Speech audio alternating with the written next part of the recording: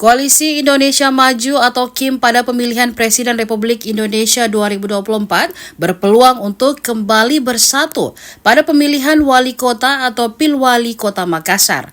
KIM adalah gabungan partai yang terdiri dari Partai Gerindra, Partai Golkar, Partai Amanat Nasional, Partai Demokrat, PSI, Partai Gelora, PBB, dan Partai Garuda. Arah koalisi KIM sudah mulai terbentuk untuk level pemilihan gubernur.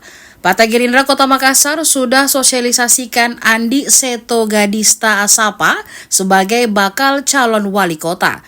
Sementara itu, Partai Golkar Kota Makassar sudah mensosialisasikan Munafri Arifuddin.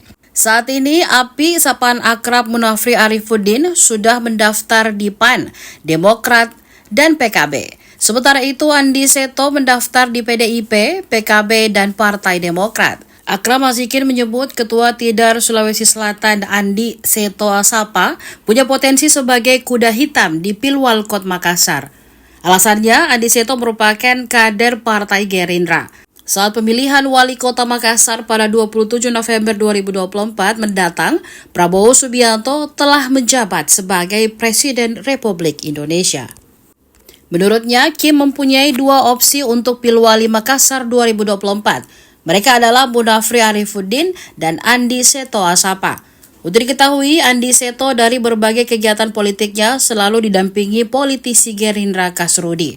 Hal itu mengindikasikan Partai Besutan Prabowo Subianto akan mengusung mantan Bupati Sinjai itu.